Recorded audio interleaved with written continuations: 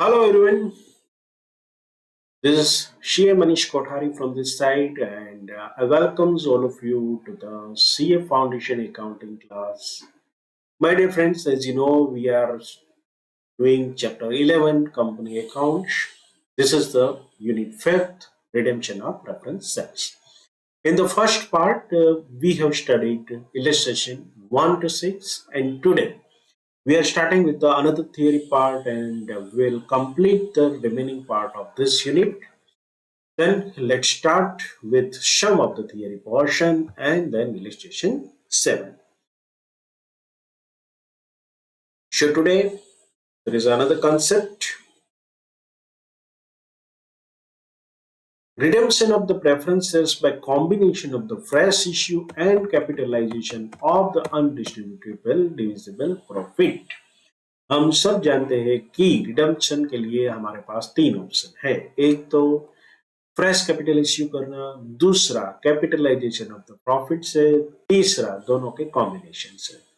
हमने अलग अलग इलिस्ट्रेशन देखे, लेकिन अब एक कॉम्बिनेशन वाला मामला हमारे सामने आया है, तो उससे भी देख लेते हैं। A company can redeem the preferences partly from the proceed from the new issue and partly out of the profits. In order to fill in the gap between the face value of the shares redeemed and the proceed of the new issue, a transfer should be made from distributable profit, that is profit and loss account, general reserve and other free reserves to capital redemption reserve. Okay, अब इसकी formula क्या है? Amount to be transfer to capital redemption reserve. कितनी amount transfer करेंगे? पहले तो जो shares हम रिडीम कर रहे हैं उसकी फेस वैल्यू क्या है। अगर आप इसमें प्रीमियम दे रहे हो तो उसका कैलकुलेशन नहीं करना है। Let's proceed from the new issue. Second step, proceed to be collected from the new issue, face value of the shares redeemed, less profit available for distribution as dividend. तो जो भी अवेलेबल प्रॉफिट पड़ा है उसका amount cut करके नए share के बारे में सोचेंगे कि भाई कितना शेयर इश्यू करेंगे। The term proceed from the fresh or a new issue shall be interpreted as amount credited to the share capital in case of the issue at par. तो जब अगर एट पार इश्यू करते हो तो जो amount आपने raise की है वो आप शेयर कैपिटल अकाउंट को क्रेडिट करेंगे। दूसरा, amount credited to share capital in case of issued at premium, though premium is received which is credited to the security premium account, the same shall not be regarded as proceed, because if it were to be treated as such, the transfer of distributable profit to the CRRA would be lower by the amount of the premium received. मतलब premium को ध्यान में नहीं लेना है, सिर्फ face value को calculate करना है। अगर प्रीमियम हमने गलती से उसमें ले लिया तो सीआरआरए में जो अमाउंट हमें स्टैट्यूटरीली ट्रांसफर करनी है उससे कम अमाउंट जाएगी। That will be the violation of the companies act. Now third thing, amount received, that is debited to the cash or bank account in case of the issued at a discount. अगर आपने discount से issue किया है तो कौन सी amount आपको मिली है उसको आपको ख्याल रखना है। यहाँ पर एक नोट दी है, section 53 of the companies act 2013 prohibit issue of the shares at discount. तो ऐसा कोई सम नहीं पूछा जाएगा except in case of the issue of the sweat equity shares as outlined in section 54। तो स्वेट इक्विटी के बारे में अगर आप ज्यादा जानना चाहते हो तो आप मिनिस्ट्री ऑफ कॉर्पोरेट अफेयर्स की वेबसाइट पे जाके पूरा सेक्शन 54 पढ़ सकते हो। माय डियर फ्रेंड्स, अभी आवश्यकता नहीं है आपको फाउंडेशन में, लेकिन जब भी आपको 5-10 मिनट का वक्त मिले ये बुक्स वगैरह जो MCA minister of corporate affairs आप सर्च कर सकते हो कि भाई कंपनीज एक्ट ई बुक एमसीए इतना लिखोगे तो आपको वहां पर ले जाएगा गूगल, और इसको आप देखना, बहुत ही ब्यूटीफुली चीजें वहां पर रखी गई है।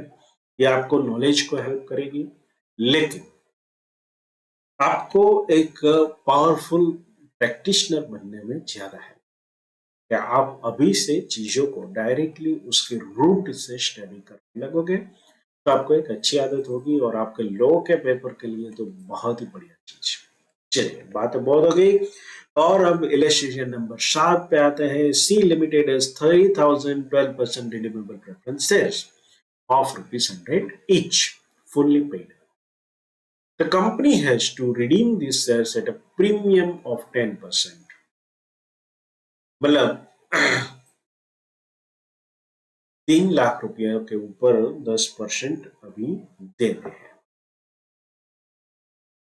It was decided by the company to issue the following: purchase 25,000 equity shares of ₹10 at par है तो 2,50,000 वहां से आएंगे। 1,014% डिवेंचर ऑफ ₹100 each। इसका इस्तेमाल वैसे नहीं कर पाएंगे, लेकिन ये क्या करता है वो देखते हैं। The issue was fully subscribed and all amounts were received in full. The payment was duly made. The company has sufficient profits. Profit and loss का फिगर नहीं दिया है, लेकिन सफिशिएंट लिखा है। तो यहाँ पर ये हमारी क्या कसौटी करना चाहते हैं वो समझ लो। ये देखना चाहते हैं कि हम डिवेंचर वाली अमाउंट को इसमें इंक्लूड कर रहे हैं या नहीं कर रहे हैं। हमें बड़ी सावधानी से इस सम को सॉल्व करना है। तो चलिए शुरू करते हैं। पहले तो हम क्या करेंगे, दो जो हमारे नए इश्यूज है उसको हम अकाउंटिंग फॉर करेंगे। एक तो है इक्विटी शेयर वाला और दूसरा डिबेंचर वाला। बैंक अकाउंट फंड आया, डेबिट किया ₹2,50,000 क्योंकि 25,000 शेयर थे, ₹10 at par to equity share capital account.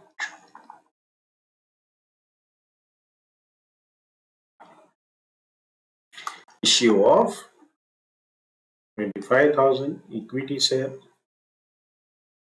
at the ₹10 at par। Bank account में फंड लाया गया। बैंक अकाउंट में कभी कभी डेट क्यों लेना पड़ता है कि आपके पास कैश नहीं होती है, तो क्रिएट करना पड़ता है cash account. So to 14% debenture account, ₹1,00,000। Being the issue of 1,000 debentures, 1,000 debentures of ₹100 each। अब हमारा शॉर्टफॉल कितना रहा, देखिए शॉर्टफॉल जो है हमारा 3 लाख रुपया था। हमें पेमेंट करना है। किसकी फेस वैल्यू लेनी है, जो भी आप रिडीम कर रहे हैं। रिडीम कितने शेयर्स कर रहे हो, 3,100 रुपीज, मतलब आपकी रिडेम्पशन अमाउंट है एट फेस वैल्यू। आप रेज कर रहे हो 2,50,000 न्यू इश्यू से। तो ये 50,000 का जो गेप है वो ये डिबेंचर के साथ उसका कुछ लेना देना नहीं। तो क्या करना है, आपके प्रॉफिट एंड लॉस को डेबिट करना है और कैपिटल रिडेम्पशन रिजर्व अकाउंट को क्रेडिट करना है। To capital redemption reserve CRRA, amount transferred to CRRA as per requirement of Companies Act। चलिए, इतना आपने समझ लिया तो अब बाकी का काम बहुत ही इजी है। पेमेंट आपको करना है 3 लाख रुपीस जो है वो किसको डेबिट करेंगे, रिडीमेबल प्रेफरेंस शेयर्स को। तो ये redeemable 12%, redeemable preference shares account debit 3 lakh रुपया।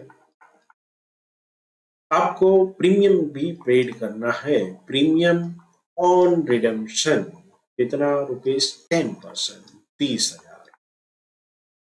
ये पैसा किसको देंगे, प्रेफरेंस शेयर होल्डर अकाउंट्स। 3,30,000 जमा कर दिया।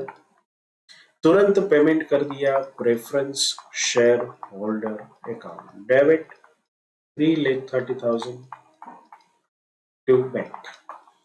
अभी एक और एंट्री हमें डालनी है इस चीज की, ये जो 30,000 रुपया एक्स्ट्रा दिया है ना, वो किसको डेबिट करो? प्रॉफिट एंड लॉस को। यहाँ पर एक लाइन लिखी है, profit and loss account is sufficient balance, तो कोई चिंता की बात नहीं है, डेबिट करते चलो 30,000 to premium on redemption of reference share account, 30,000 adjustment of premium on redemption. कहां से किया? Against P and L account. तो यहां पर हमें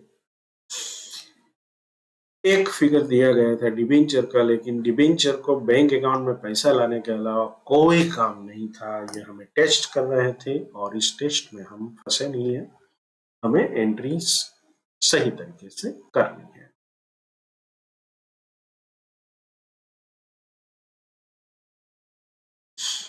चलिए बैंक अकाउंट की, लेकिन याद रहे डिबेंचर की एंट्री डालनी तो जरूर है, नहीं तो मार्क कट जाएंगे। हाँ, एग्जाम में पूछे गए हर एक पॉइंट का जवाब हमें आंसर में शो करना है। चलिए आते हैं अब इलिस्ट्रेशन नंबर 8 के ऊपर। The capital structure of the company consists of 20,000 equity shares of rupees 10 each fully paid up and 1,000 8%. Remember preferences of rupees 100 each issued on 1st April 21। चलिए तो इसमें 1,00,000 रुपए के पेमेंट की बात है। Undistributed reserve and surplus stood as general reserve 80,000, P&L 20,000। P&L में बहुत कम पैसे पड़े हैं। Investment allowance reserves, out of which 5,000 not free for distribution as dividend,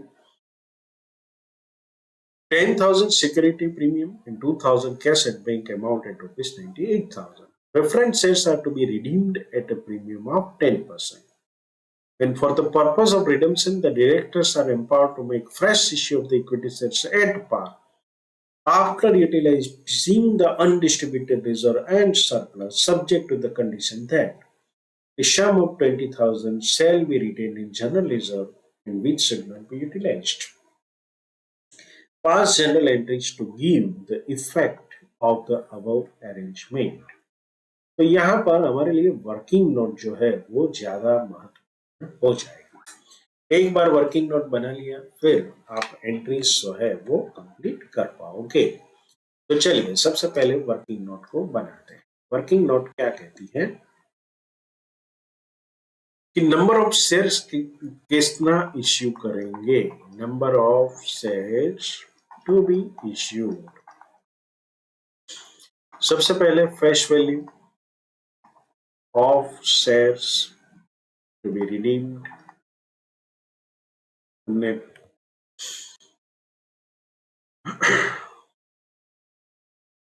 कितना है 1,000 रेफरेंसेस ऑफ रुपीज 100 ईच, यानी कि 1,00,000 रुपया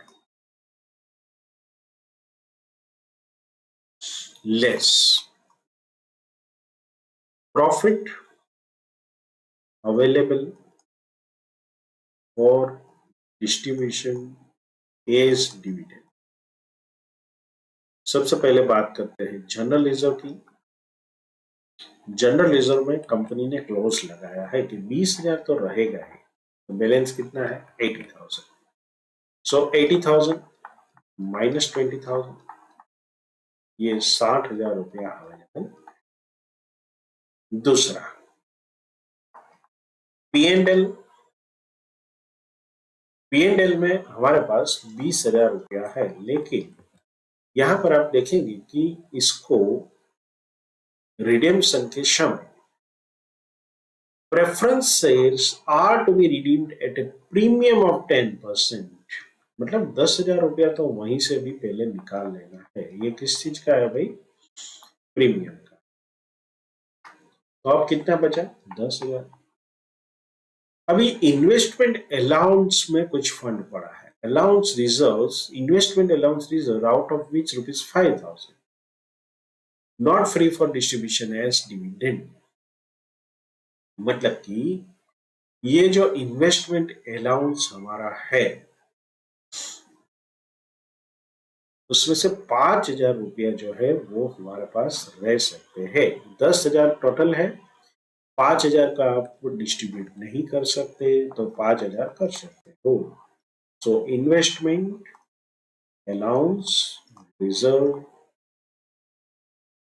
10,000 का बनाया था, -5,000 आप यूटिलाइज नहीं कर पाते तो 5,000 यूटिलाइज कर पाते। ये तीनों का टोटल हो जाएगा 75,000 रुपीज। तो आपको 25,000 की राशि बचती है जिसका आपको शेयर इश्यू करने हैं। So shortfall shares to be issued 1,00,000 में से 75,000 माइनस करेंगे 25,000। Number of shares 25,000 divided by 10 20। चलिए तो ये वर्किंग नोट हो गया। तो अब हमें पता चल गया कि हमें करना क्या है। जर्नल एंट्री शुरू करते हैं। सबसे पहले 25,000 रुपये जर्नल एंट्री से बैंक अकाउंट में क्रेडिट हो जाएगा। अब bank account will be debited 25,000 rupees to equity share capital।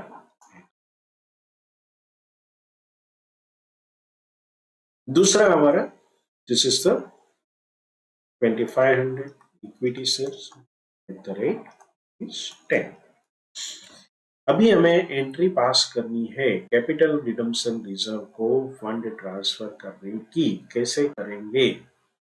क्योंकि आपने 1,00,000 पेमेंट किया और 1,00,000 पेमेंट के सामने this is the redemption new 25,000 raise किया, 75,000 will go to the CRRA। इसका वर्कआउट हमने ऑलरेडी कर लिया है कि ये CRRA के लिए पैसा कहां से आएगा। जनरल रिजर्व में को डेबिट करेंगे 60,000 से।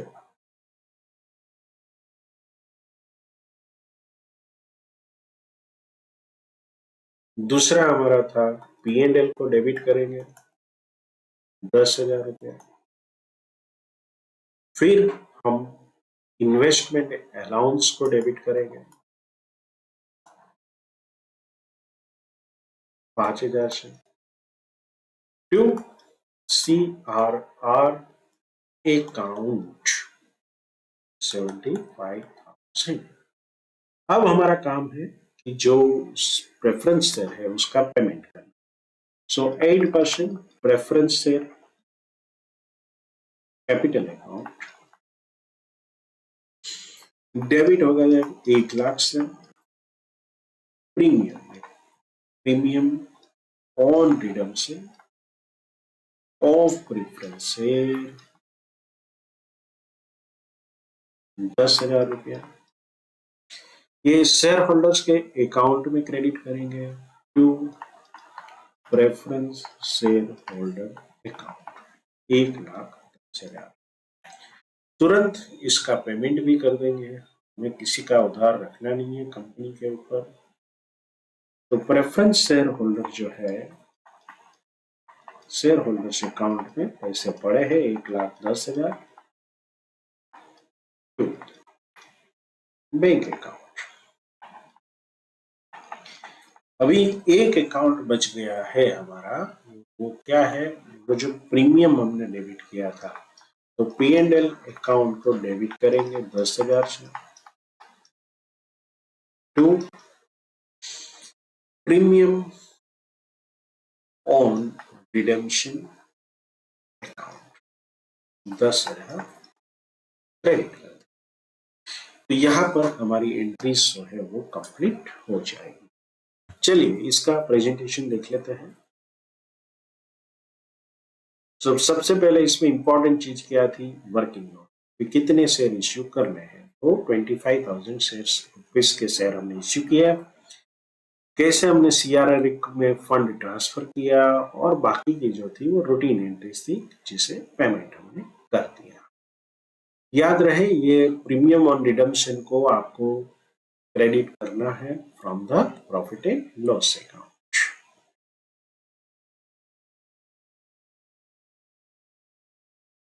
एक और कंसेप्ट को समझते हैं, sale of investment to provide sufficient funds for redemption. मतलब क्या है कि कभी कभी कंपनी ने अपने सरप्लस फंड को पार्क किया होता है इन्वेस्टमेंट के तौर पर। तो जब भी रिडम्पशन करना होता है तो क्या करेंगे, वो फंड तो आ जाएगा लेकिन can we utilize it for the same purpose. चलिए देखते हैं। Companies may have sufficient investment which can be sold in the market to arrange funds for redemption of preference shares.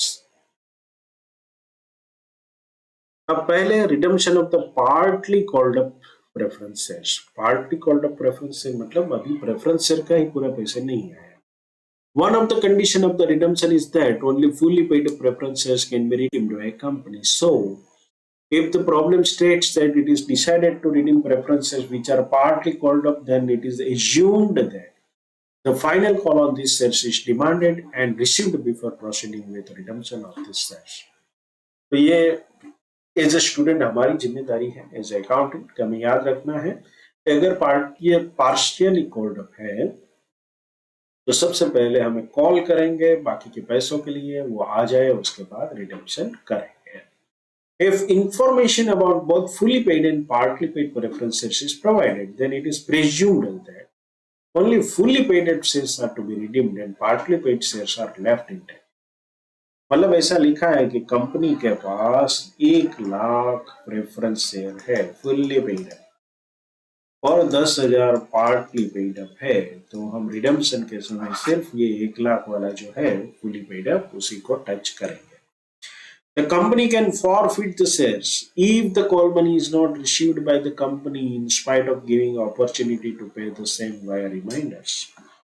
चलिए, आपने फाइनल कॉल किया और व्यक्ति ने पैसे नहीं दिए तो इसको फॉरफिट भी कर सकते हैं। तो फॉरफिचर हमने समझा था शेयर्स का, वो भी आपको पूछा जा सकता है। तो एक ही सम में क्या होगा, एक बहुत ही मतलब मल्टीग्रेन चीज हो जाएगी कि आपको एक ही सम में अलग अलग चीजों को पूछ लें। हालांकि ऐसे क्वेश्चन जब आते हैं तो सबसे बड़ा फायदा क्या होता है, इट मतलब उसका जो मार्क का वैल्यू होता है बहुत ज्यादा होता है, 10 या 15 marks. Illustration number 9. The balance sheet of XYZ Limited as at 31st December 21 inter alia includes the following information. 50,000 8% preference shares of rupees 100 each, 70 paid up, 35 lakh rupees. 1 lakh equity shares of rupees 100 each, fully paid up, 1 crore के है। Security premium 5 lakh, capital redemption reserve 20 lakh का है, general reserve है 50 लाख का, bank है 15 lakh. Under the terms of the issue, the preferences are redeemed on 31st March 2022 at 5% premium, मतलब 35 lakh payment करना है और उसके ऊपर प्रीमियम पे करेंगे 1,75,000। अब in order to finance the redemption को पेमेंट करने के लिए कंपनी क्या करेगी, company makes a right issue of 50,000 equity shares of rupees 100 each at 110 per share. देखिए, हमें ये 110 सिक्योरिटी प्रीमियम के बारे में नहीं सोचेंगे अभी, सिर्फ 100 का सोचते हैं। तो कितने लाख रुपए का आप शेयर इश्यू कर रहे हो, 50,000, 5 लाख एंड 50 लाख का। Rupees 20 being payable on application, 35 including premium on allotment and the balance on 1st Jan 23. The issue was fully subscribed and allotment made on 1st March 2022. The money due on allotment were duly received by 31st March 22. The preferences were redeemed after fulfilling the necessary condition of Section 55 of the Companies Act. इसका मतलब क्या है कि ये आपको CRA में अगर कुछ ट्रांसफर करना है तो उसका कोई उल्लेख नहीं है, तो आपको खुद से मैनेज करना है और फिर ये कंप्लीट करना है। तो सेक्शन 55 जब बोलते हैं तो आपको याद रखना है कि आपको कैपिटल रिजर्व रिडेम्पशन अकाउंट को कंप्लीट करना है। You are asked to pass the necessary journal entries, ignore the date column. तो डेट कॉलम को इग्नोर करके मतलब सीक्वेंस आपकी तो सही रहनी चाहिए।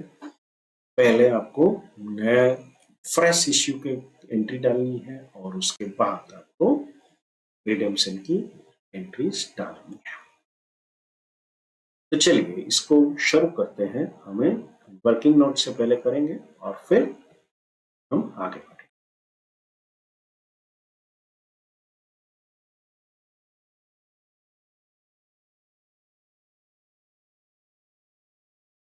माय डियर फ्रेंड्स, यहाँ पर हमें एक चीज ये समझनी है कि ये जो प्रेफरेंस शेयर्स है वो 50,000 8% preferences of ₹100 is 70 paid up, मतलब ये पार्टली पेड अप है। तो हमारा सबसे पहला कर्तव्य क्या रहेगा, हम कैलकुलेशन करेंगे कि कितना रुपया हमें मंगाना है।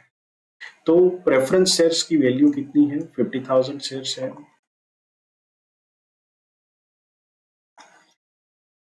₹100 है। इसमें पेड अप कितना है, ₹70 है।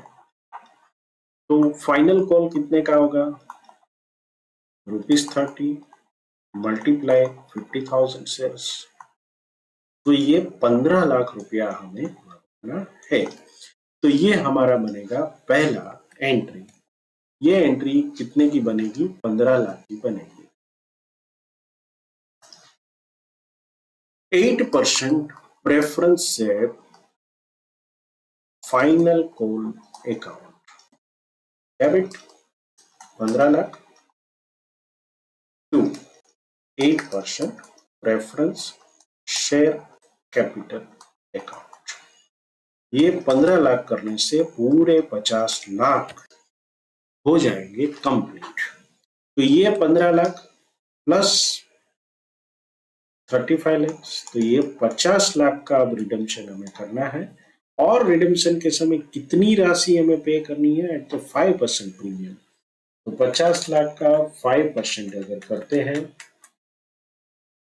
तो आपको 2,50,000 प्रीमियम पे करना है। ये हमारा और वर्किंग हो गया। चलिए दूसरी एंट्री हम क्या डालेंगे कि बैंक अकाउंट में पैसे आ गए 15 लाख, डेबिट 15 लाख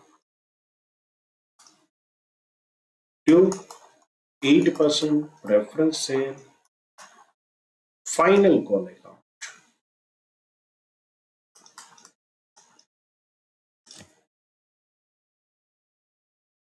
अभी हम इश्यू करेंगे नए शेयर। नए शेयर में पहले एप्लीकेशन वाला हिस्सा, जिसमें हम कितने रुपए मंगा रहे हैं। देखिए यहाँ पर right issue of the 50,000 equity shares of ₹100, 50 lakh और हम रेज कर रहे हैं, लेकिन 20 बीइंग पेएबल ऑन एप्लीकेशन, तो 50,000 को आप 20 से मल्टीप्लाई करते हो तो ये 10 लाख बनता है। तो 10 लाख की एंट्री हमारी बनेगी bank account debit 10 lakh rupees to equity share capital equity share application account, क्योंकि पहले एप्लीकेशन है। अभी ये जब हम अलॉटमेंट करेंगे तो ये अमाउंट ट्रांसफर हो जाएगी इक्विटी शेयर कैपिटल अकाउंट। तो equity share application account debit 10 lakh रुपए to equity share capital account 10 lakh.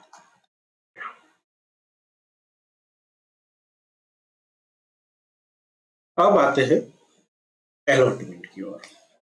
Allotment में हमें पैसे मंगाए हैं, लेकिन उसमें आप देखेंगे कि प्रीमियम इंक्लूडेड है ₹35 इंक्लूडिंग प्रीमियम। प्रीमियम कितना है? ₹10 है on allotment and balance on 1 जनवरी 23। तो हमें कितना रुपया आएगा बैंक में? कितना मगा रहा है? 35। 35 मल्टीप्लाई 50,000 तो 17,50,000 रुपया आ रहा है। कहाँ आ रहा है? इक्विटी शेयर्स अलॉटमेंट अकाउंट को डेबिट करेंगे 17,50,000। टू सिक्योरिटी प्रीमियम अकाउंट को क्रेडिट कर देंगे। ये ₹10 के हिसाब से आप देखेंगे तो 5 लाख इसका बनता है, बाकी की रकम 12,50,000 जो है वो to equity share capital account को क्रेडिट करेंगे। तो ये 50,000 इक्विटी शेयर्स अलॉटमेंट इतना हो गया। अब ये पैसे बैंक में भी आएंगे तो bank account debit 17,50,000, equity share allotment account credited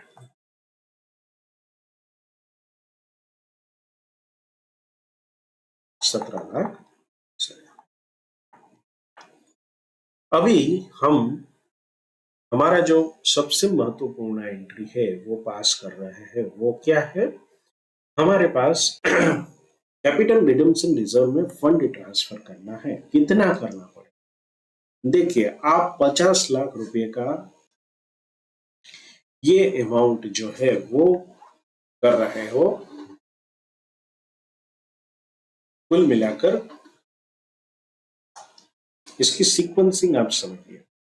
and the balance on 1 January 23, the issue was fully subscribed and allotment made on 1 March 22. The money due on allotment were duly received by 31st March 22. The preference shares were redeemed after fulfilling the necessary condition. तो ये preference shares का payment अभी आपको करना है। कब करना है? आर रिडीमेबल एंड 31 मार्च को। तो 31 मार्च को आपको करना है। तो यहां पर आप देखेंगे कि बाकी के पैसे आप कब मंगवा रहे हो? तो 23 में मंगवा रहे हो। तो उसका मतलब क्या है कि आपके पास अभी तक जो पैसे आए हैं वो ₹20 ऑन एप्लीकेशन, ₹25 ऑन यानी कि अलॉटमेंट, और ₹10 आपका आ रहा है, वो आ रहा है हमारा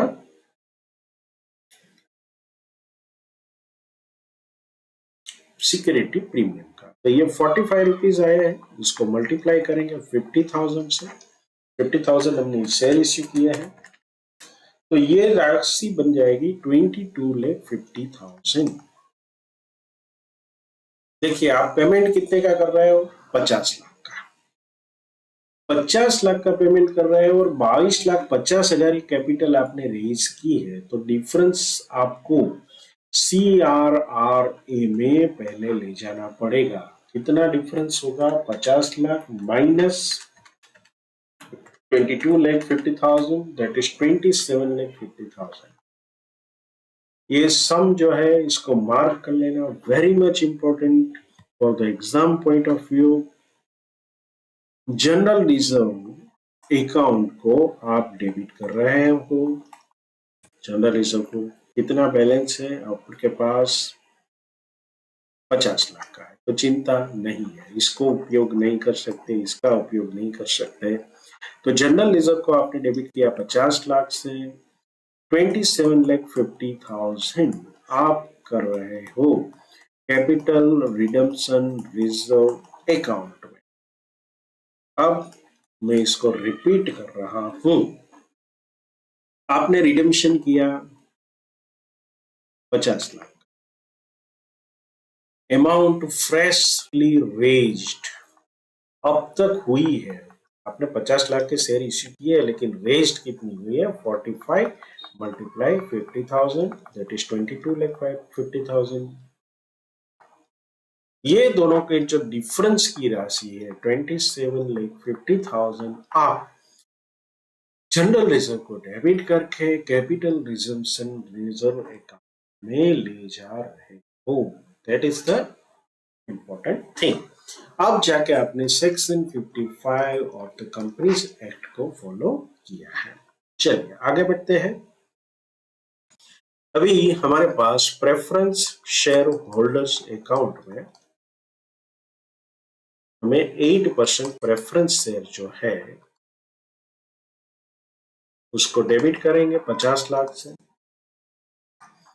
हमारा प्रीमियम जो है वो 5% प्रीमियम है, तो ये प्रीमियम को हम डेबिट करेंगे। Premium on redemption debit 2,50,000 to preference share holder account 52,50,000 ये इसके अकाउंट में चला गया। ये पैसे हम कभी अपने पास नहीं रखते हैं, तुरंत इसका पेमेंट कर देते हैं। तो preference share holders account, preference share holder account debit 52,50,000 to bank 52,50,000 being payment of preference share। अभी हमने ये जो प्रीमियम है ना, वो हम पैसा कहां से ला पाएंगे? देखिए, जनरल रिजर्व पड़ा है तो आप इसका उपयोग बिंदास कर सकते हो, और प्रॉफिट एंड लॉस है तो उसका उपयोग भी कर सकते हो। लेकिन यहाँ पर हमें पता है जनरल रिजर्व में काफी बैलेंस है, तो इसका उपयोग कर रहे हैं। प्रीमियम ऑन रिडेम्पशन, तो ये 2,50,000 की एंट्री ऑफ हो जाएगी। चलिए तो अब इसका प्रेजेंटेशन देख लेते हैं।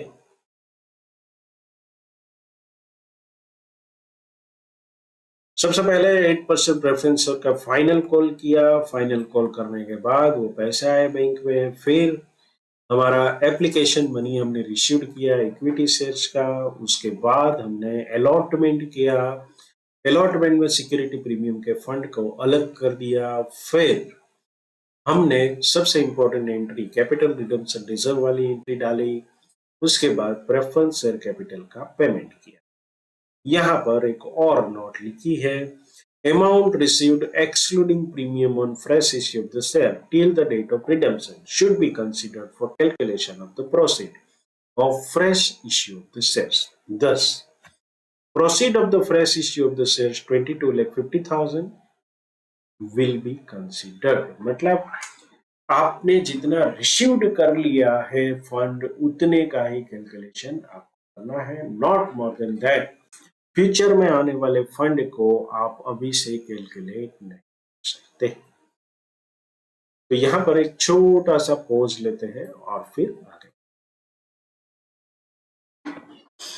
Redemption of fully called but partly paid up preference shares. तो यहाँ पर प्रेफरेंस शेयर जो है वो कॉल्ड अप तो फुली कर लिया है, लेकिन कुछ लोगों ने पैसे नहीं दिए, so it is a partly paid up. अब इसको किस तरह से रिडेम्पशन करना है? The problem of unpaid calls on a fully called up shares may be studied under the following categories। एक किस्सा ऐसा है when the amount of call in arrears is issued by the company। If the amount of unpaid call is issued by the company before redemption, the entry passed is under bank account debit to call in arrears account credit। After receipt of all call in arrears, the shares becomes fully paid up and then company can proceed with redemption in the normal course। अब दूसरा जो किस्सा है वो है for features का। माने यहां पर शेयर जो हो वो पैसे उन लोगों ने नहीं भरे और उसके चलते हुए फॉर फीचर करना पड़ रहा है। In spite of receiving a proper notice from the company, the shareholders fails to pay the unpaid calls, the board of directors may decide to forfeit the shares and cancel these shares instead of reissuing the forfeited shares, because redemption of these shares is due immediately or in the near future। In this case, The journal entry for forfeiture is passed as usual, in which will be as follows. Preference share capital account debit, called up shares capital only relating to the shares to be forfeited, to call in arrears account and to shares forfeited account. यहाँ पर यह कितनी amount होगी जिसके पैसे नहीं आए हैं, जिसका हमें फॉरफीचर करना है, उतनी ही अमाउंट डेबिट कर दी जाएगी। और कॉल इन एरियस अकाउंट को क्रेडिट करेंगे जितनी अमाउंट से पहले डेबिट किया था, साथ में to share forfeiture accounts amount actually collected on shares forfeited, this will be equal to the balancing amount। मतलब मान लो कि 100 रुपीज का शेयर था और 60 रुपीज अब तक आए हैं, तो 60 रुपीज का ही फॉरफीचर होगा। यहाँ पर एक और नोट है, but it should not be noted that in this case the total number of the shares to be redeemed will be reduced by the number of the shares of forfeited। Suppose 1 lakh share redeem करने थे और करीबन 500 share forfeit किए, तो 99,500 will be the number of shares to be redeemed।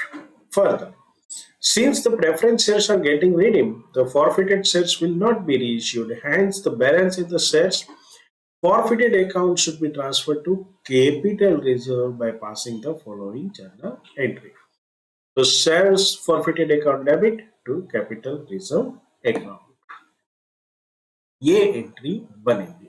अब हम start करते हैं हमारा इलिस्ट्रेशन नंबर 10।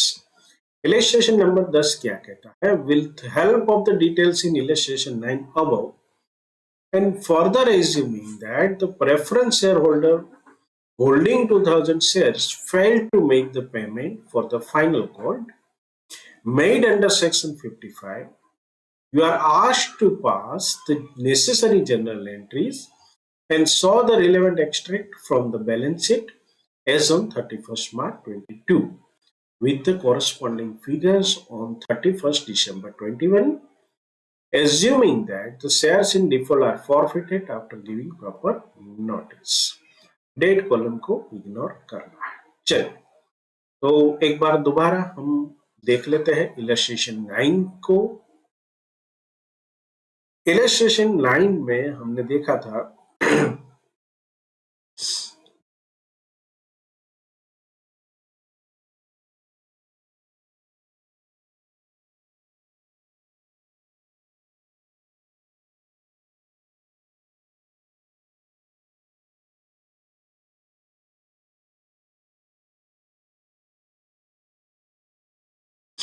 ये हमारा इलस्ट्रेशन नंबर 9 है कि यहाँ पर 50,000 पार्टली पेड शेयर्स थे, प्रेफरेंस शेयर्स, उसको रिडम्पशन करना था और 5% वाज द रिडम्पशन अमाउंट। तो हमें सबसे पहले हमने क्या किया था, हमने 15 लाख रुपीस जो था वो कॉल अप किया था। 15 लाख रुपीस जो था उसका फाइनल कॉल किया था। अब ₹30 पर शेयर, 50,000 शेयर है तो 15 लाख बनते हैं। अब प्रॉब्लम क्या हो गई इसमें कि भाई बैंक में 2000 शेयर्स के 30,000 रुपीस के हिसाब से 2000 शेयर्स है और 30 रुपीस के शेयर, मतलब कुल मिलाकर 60,000 की अमाउंट कलेक्ट नहीं। तो हम क्या करेंगे, कॉल इन एरियस को डेबिट करेंगे। तो चलिए इसको हम स्टार्ट करते हैं हमारा जनरल एंट्री। एक तो क्या है 8% preference share, final call account debit 15 lakh to 8% preference share capital account. ये हमने क्या कर दिया, पार्शियली जो पेड था, पार्टली पेड था, उसको फाइनल कॉलम में किया, final call of preference shares. अभी परिस्थिति क्या हुई वो देख लेते हैं।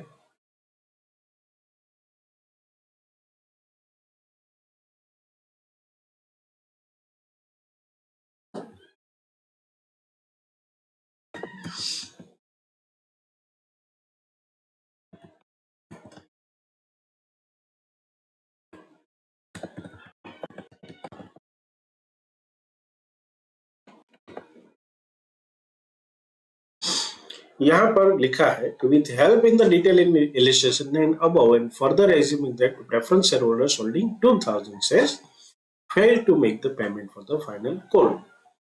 तो ये एंट्री हमें डालनी है। इसको कैसे हम डेबिट करेंगे? बैंक अकाउंट में कितने शेयर्स के पैसे आए हैं? 48,000 मल्टीप्लाई 30। सो हमारा bank account will be debited. Bank account 48,000 shares के पैसे आए, 30 रुपीज के हिसाब से इसका मल्टीप्लाई करेंगे तो हमारी अमाउंट बनेगी 14,40,000। Call in areas account 2000 share थे, 30 रुपीज से नहीं आए हैं, इसे डेबिट किया, 60,000 बन गया। 2 8% preference share final call account, ये 15 लाख से ये एंट्री हमने वाइप ऑफ कर दी। अब हमें क्या करना है? तो हम क्या करेंगे कि प्रेफरेंस शेयर कैपिटल अकाउंट, याद रहे ये हम फॉर फीचर की एंट्री कर रहे हैं। हमें क्या करना है कि 2000 रुपया है, उसके 100 रुपीज मल्टीप्लाई, यानी कि 2 लाख रुपया जो है वो हम डेबिट कर रहे हैं preference share capital account. 2 call in areas, call in areas में पूरी राशि जमा कर दी थी हमने, उसमें से हम 2000 मल्टीप्लाई 30 यानी कि 60,000 से कॉल इन एरियस को वाइप ऑफ कर रहे हैं। बाकी जो रकम बचेगी 70 रुपया के हिसाब से to share forfeited account 2000 multiply 70 rupees, 1,40,000 रुपये की रकम जो है वो forfeited of call in arrears shares. चलिए अभी हमें दोबारा जाना है इलस्ट्रेशन नंबर 9 में, और हमने क्या किया था, नया शेयर्स इश्यू किया था 20 रुपये के आधार पर, तो उसकी एंट्री हमें वापस करनी है। वो एंट्री जो है वो मैं आपको दिखा देता हूं। ये एंट्री हम दोबारा कर रहे हैं। देखिए यहां से नए शेयर्स की एप्लीकेशन हमने स्टार्ट की थी। बैंक अकाउंट में से हम इक्विटी शेयर एप्लीकेशन अकाउंट में 10 लाख ले गए थे। फिर यहाँ पर हमने 50,000 का 35 रुपीज के आधार पर कलेक्शन किया था। तो ये हमारी एंट्रीज जो है, ये तीनों यानी कि 4 एंट्रियाज जो है वो हम सिंपली रिपीट कर रहे हैं। तो मैं इसका एक्सप्लेनेशन आपके पास नहीं कर रहा हूं, डायरेक्टली एंट्री कर रहा हूं।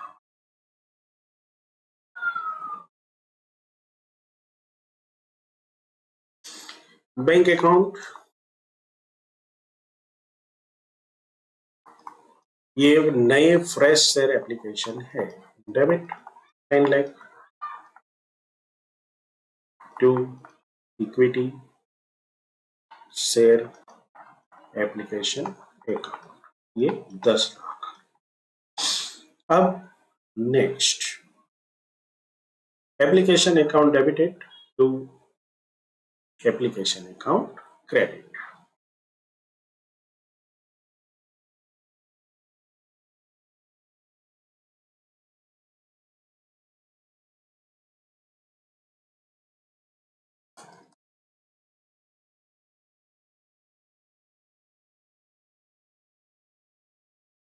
Equity share capital account. अभी अलॉटमेंट की बारी आई। इक्विटी शेयर अलॉटमेंट अकाउंट कितने रुपए मंगाए थे? 35 multiply 50,000, 17,50,000 to equity share capital account 12,50,000। Premium इसमें शामिल था, टू सिक्योरिटी प्रीमियम 10 रुपया था, तो 5 लाख उसमें चले जाएंगे। अब बैंक में पूरे पैसे आ जाते हैं।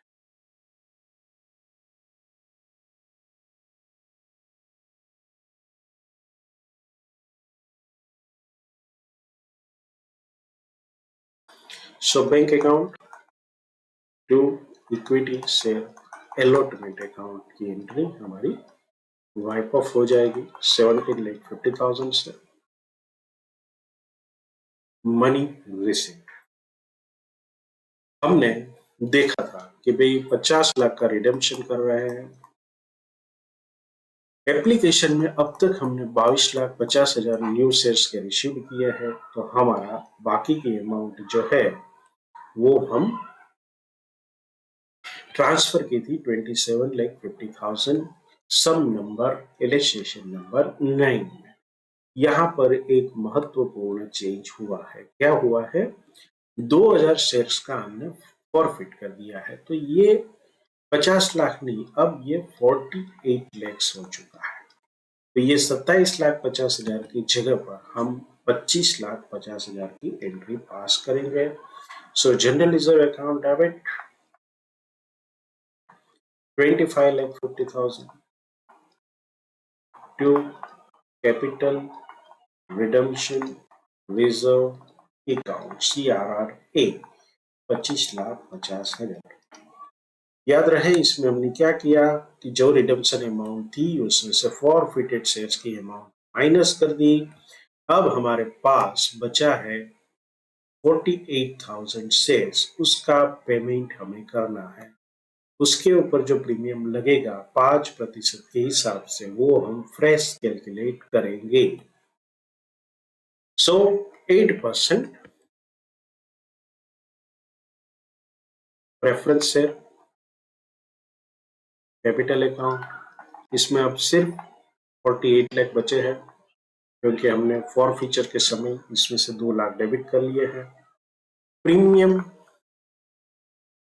ऑन रिडेम्पशन 48 लाख का 5% करते हैं 2,40,000 बनेगा। चलो, तो ये 2 प्रेफरेंस शेयर होल्डर अकाउंट को क्रेडिट कर देंगे 50,40,000। ये रुपीस हम कभी भी अपने पास नहीं रखते हैं, तो इसको पेमेंट कर देते हैं। Preference share holder account debit 50,40,000 to bank account 50,40,000। ये हमने पेमेंट कर दिया। अभी हमें क्या करना है? जनरल रिजर्व अकाउंट को डेबिट करेंगे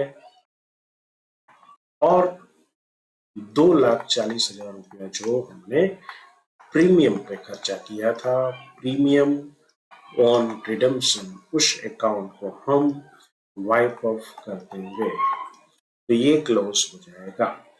अब सिर्फ एक एंट्री बचती है, वो है 100 शेयर फॉर फीचर अकाउंट की। ये जो शेयर फॉर फीचर अकाउंट में 1,40,000 रुपया हमारे पास पड़े हैं। शेयर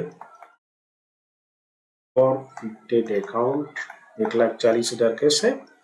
70 रुपया हमने कलेक्ट किया था, तो 2,000 शेयर के 1,40,000 हो जाते हैं। तो ये रुपीस को कहाँ ट्रांसफर करेंगे? कैपिटल रिजर्व में। याद रहे ये कैपिटल रिडम्पशन रिजर्व नहीं है, ये दोनों के किरदार पूरे अलग है। ये कैपिटल रिजर्व है और this will also be part of the capital transfer to capital reserve account.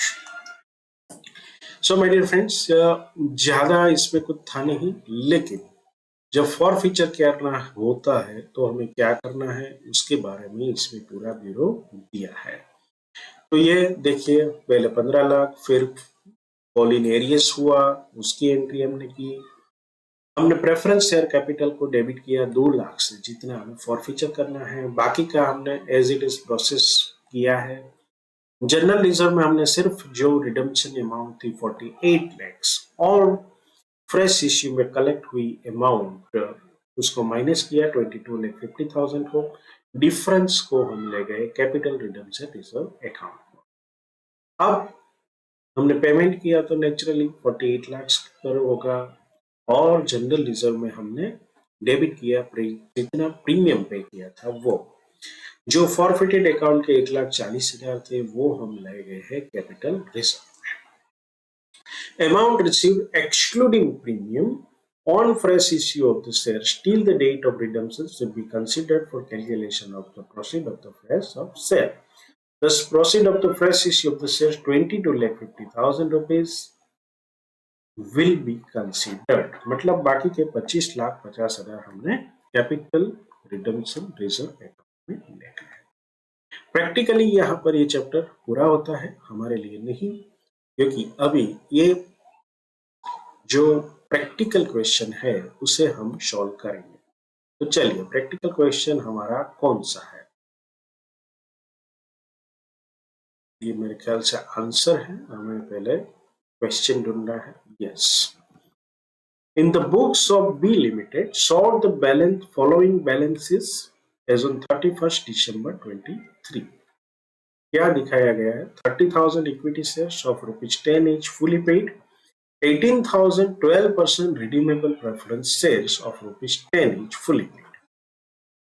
अभी यहाँ पर दो शेयर्स है, 4,000 10% redeemable preference shares of ₹10 each, 8 paid मतलब पार्शियल पेड है। ऑल शेयर्स issued at 1 अप्रैल 22। चलिए, तो ये 1 अप्रैल 22 को है, एक फुली पेड है और एक partly paid.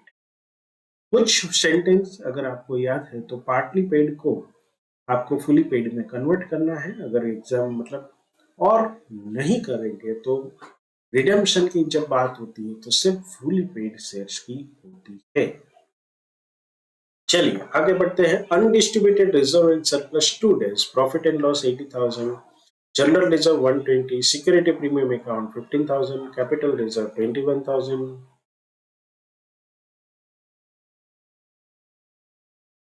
For redemption, 3,000 equity shares of ₹10 each are issued at 10% premium, मतलब 3,000 शेयर इश्यू कर रहे हैं। At the same time, preference shares are redeemed on 1st January 24 at a premium of ₹2 per share. The whereabouts of the holder of 100 shares of ₹10 each fully paid are not known। मतलब fully paid है, उसके whereabouts मालूम नहीं है, तो उस fund को कहाँ ले जाना है उसके बारे में चित्र किया गया है। A bonus issue of the equity share was made at par, 2 shares being issued for every 5 held on the date of the capital redemption reserve account. However, equity shares issued for redemption are not eligible for bonus. So the necessary general entries. तो ये होता है question जो कि exam में इस type के पूछे जाते हैं, जिसमें आपको मल्टीपल क्वेश्चन पूरा एक साथ में पूछा जाता है। So it will be an interesting question. चलिए शुरू करते हैं। सो फ्रेंड्स, इसका सॉल्यूशन हम एक वर्किंग नोट के साथ सॉल्व करते हैं। पहली बात तो ये हमें ये लिख देना है कि partly paid up preference shares can not be redeemed.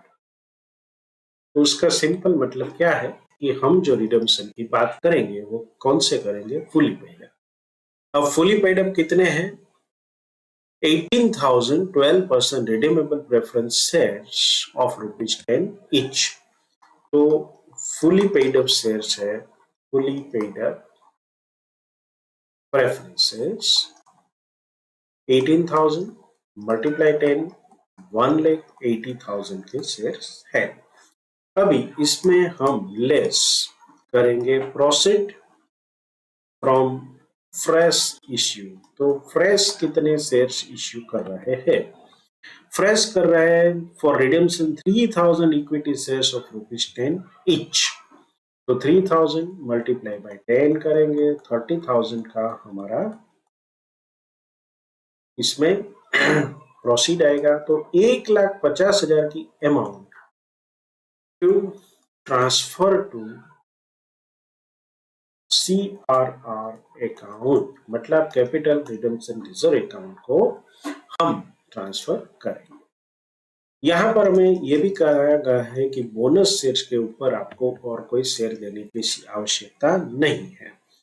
The bonus issue of the equity share was made at par, 2 shares being issued for every 5 held on the date of the capital redemption reserve account. However, equity share issued for redemptions are not eligible for bonus. तो ये इसका हम जब calculation करेंगे तो अब किसका ध्यान रखेंगे, ये जो हमारा 30,000 शेयर्स है उसी का। तो ये 30,000 शेयर्स है, तो नंबर ऑफ इक्विटी शेयर्स वो है 30,000। अभी बोनस शेयर का रेशियो क्या है, बोनस रेशियो ये लिखा है यहाँ पर 2 shares being issued for every 5, 2:5. So 30,000 divided by 5 multiplied by 2 यानी कि 12,000 शेयर जो हो गए वो हमें इश्यू करने हैं। 10 रुपए का शेयर है, 12,00,000 मतलब 1,20,000 का शेयर हो गए। इतनी तैयारी के साथ अब हम शुरू करते हैं हमारी जनरल एंट्री। सबसे पहले जनरल एंट्री होगी हमारी रिडेम्पशन की 12% redeemable preference share capital account debit. ये 30,000 है, सॉरी ये 18,000 है और ये 10 रुपए का है, तो इसमें 1,80,000 हो जाएंगे। ये जो पेमेंट हम करेंगे उसमें कितने क्या करेंगे, इसमें क्या कोई हमें प्रीमियम पेड करना है,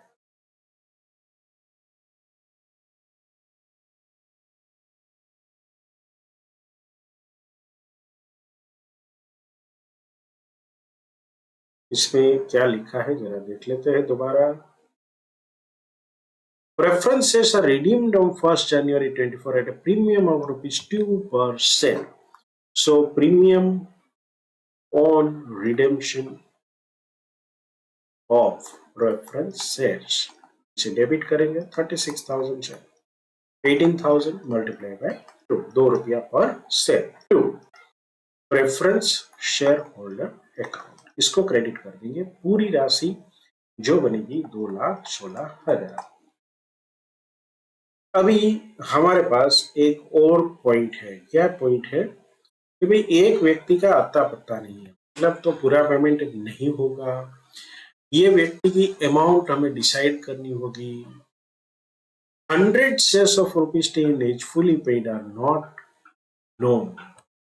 तो ये जो अमाउंट होगी वो कितनी बनेगी, देखिए एक शेयर पर ₹12 हम पे इसको दे रहे हैं, तो ये कुल मिलाकर ₹1,200 हम माइनस कर देंगे 2,16,000। तो 2,16,000 माइनस 1,200 2,14,800 हम करेंगे प्रेफरेंस शेयर होल्डर अकाउंट को डेबिट टू बैंक अकाउंट, मतलब जिसका पता है उनको सबको पेमेंट कर दिया, payment made.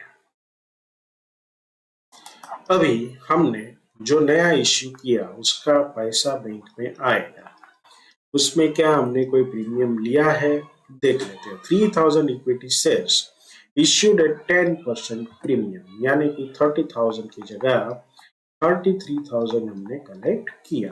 2 equity share capital कितना रुपया देंगे 30,000 टू सिक्योरिटी प्रीमियम अकाउंट, कितना रुपया देंगे 3,000। तो ये हमारा ये लक्ष्य पूरा हो गया। अभी हमें एक और काम करना है, क्या करना है, हमें करना है कैपिटल रिडम्पशन रिजर्व अकाउंट में 1,50,000 ट्रांसफर करने हैं। राशि कहां से आएगी इसका वर्किंग हमने कर लिया है। तो अब हम क्या करेंगे, देखिए हमारे पास फंड कहां पड़ा है, तो यहाँ पर आप देखेंगे कि undistributed reserve and surplus stored at profit and loss 80,000 है, जनरल रिजर्व 120। तो पहले जनरल रिजर्व को हम कंप्लीट करेंगे, सिक्योरिटी प्रीमियम को हम यूज नहीं कर सकते, कैपिटल रिजर्व को यूज नहीं कर पाएंगे, तो हमारे पास दो ही चीजें बचती है। तो सबसे पहले जनरल रिजर्व, जनरल रिजर्व्स को हम अगर डेबिट करते हैं 1,20,000 से, तो पी एंड एल को हमें डेबिट करना पड़ेगा 30,000 से to capital redemption reserve account. 1,50,000। ये राशि कहां से आई? हमारे वर्किंग नोट्स में हमने ऑलरेडी वर्किंग कर लिया है। चलिए, अभी हमको एक और चीज कही गई है। A bonus issue of the equity share was made at par, 2 shares being issued for every 5 L। मतलब कितने शेयर्स थे हमारे पास? 12,000 नए शेयर इश्यू करने हैं। बोनस शेयर्स के 30,000 थे, उसमें 2:5 12,000 शेयर, कुल मिलाकर 1,20,000 किसको डेबिट करेंगे? Capital redemption reserve account. ये अकाउंट में से हम बोनस शेयर इश्यू कर सकते हैं। तो to bonus share holder account 1,20,000। दूसरी एंट्री सेम चीज की पड़ेगी, bonus share holder account debit to equity share capital account credit.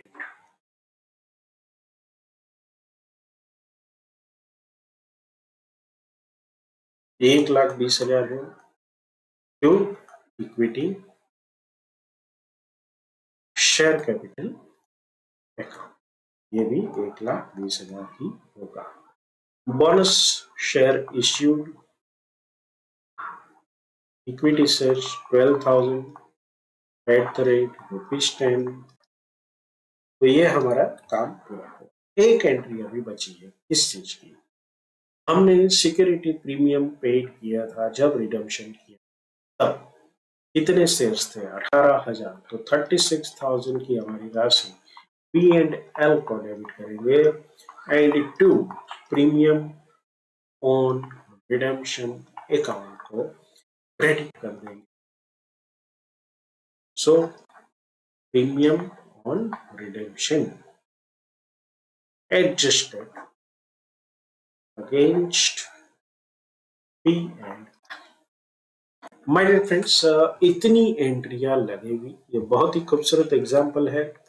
आप इसको एग्जाम के अगले दिन करके जाना, कोई चांस मत लेना, क्योंकि ये सभी चीजें इसमें कवर कर ली। हाँ, इतना कॉम्प्रिहेंसिव बनाया है कि इसमें सभी चीजें कवर कर ली है। चलिए इसका प्रेजेंटेशन देख लेते हैं आईसीए का।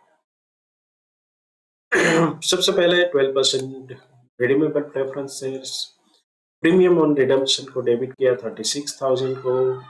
एक कंसेप्ट जो था कि भाई एक व्यक्ति का पता नहीं है, तो उसका जो शेयर्स था कुल मिलाकर 1,200 रुपया, वो हमने अलग से रख दिया। तो ये 17,900 शेयर्स का ही पेमेंट कर दिया है।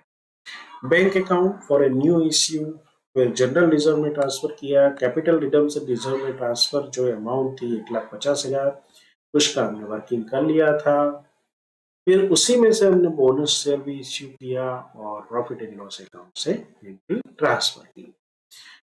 ये वर्किंग नोट है, partly paid up preference share can not be redeemed.